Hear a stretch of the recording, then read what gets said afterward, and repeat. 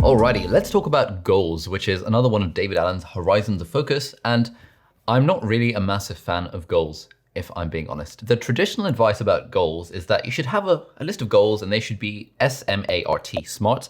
They should be specific, measurable, achievable, realistic, and timely. I think that's what it stands for. I feel like goals are a bit pointless, right? For a few different reasons. So firstly, kind of a philosophical point, like what is the point? There is a nice quote that I like from one of my favorite authors, Brandon Sanderson, which is one of the ideals of the Knights Radiant, which is like this order of like warriors and stuff. And their kind of mantra is life before death, strength before weakness, journey before destination.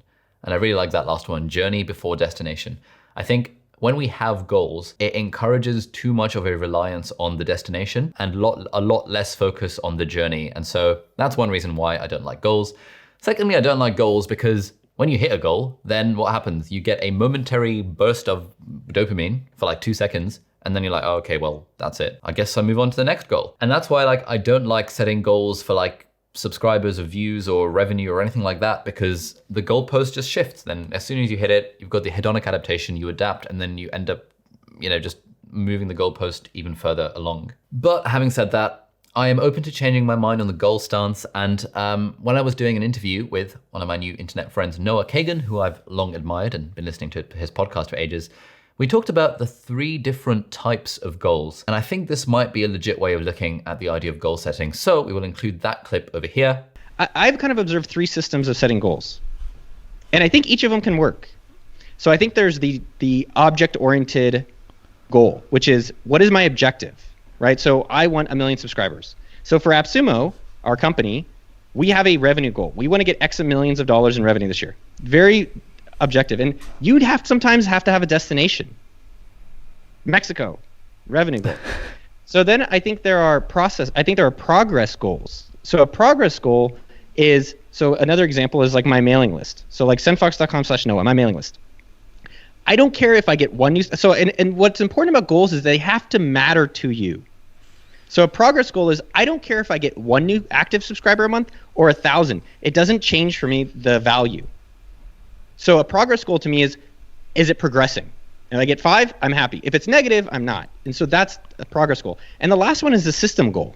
So a system goal is, I'm going to go to the gym 3 times a week. That's it. That's my system. There's not a progress, but I will be there 3 times a week. And so I think each of those goals work in different scenarios and different things. So I wouldn't say absolutely that 37 signals is wrong. I think in business, I think you have to kind of know how things are performing or progressing. So we generally do our whole system in there. We call it a GMO. But I think there's other goals where you don't want to have that. Because for me, like YouTube, if right now I'm at 50,000, and if I said I want 100,000, honestly, it would kill my motivation. And I don't care if I get 100,000 or if I get 51,000. I'm just enjoying what I'm doing. So it's more of like, all right, I want to put out 3 videos a week or 2 videos, whatever that is. And each one is a different tool at a different time. So those were the 3 types of goals. I quite like the system goals and I quite like the progress goals. The system goals for me are like, make 3 YouTube videos a week. That's all I care about. I don't look at the numbers behind it in the slightest, and I try not to let them affect me. And I quite like the progress goals as well, which is like, in general, it's nice if the YouTube channel is growing rather than declining. That is kind of a goal, but the specific numerical aspects of it don't really matter to me in the slightest. The other thing about goals is that I like setting goals where achieving those goals is within my control. Like it's entirely within my control to release 3 YouTube videos every week, because that's just based on me and my team and kind of the effort that we're putting in. But if our goal was to produce 3 videos a week that have at least 100,000 views, that is now a goal that is outside of our control. We can produce the 3 videos a week, but there is absolutely, it's not within our control whether or not they get 100,000 views each. And so I think having a numerical goal in that kind of sense, at least for me personally, I'm not a fan of it because it encourages this sort of thinking where we're reliant on metrics and we're trying to work to hit something. And in a way, our self-worth gets defined by an externality rather than by our internal processes. So yeah, I mean, people say that having goals is useful. Maybe for you, having a goal will be helpful. I like what James Clear says about goals, obviously, because I never have any original ideas. James Clear says that having a goal is fine, provided you use that goal to set your direction, but then you want to completely forget about the goal. Like, let's say my goal was to run a marathon.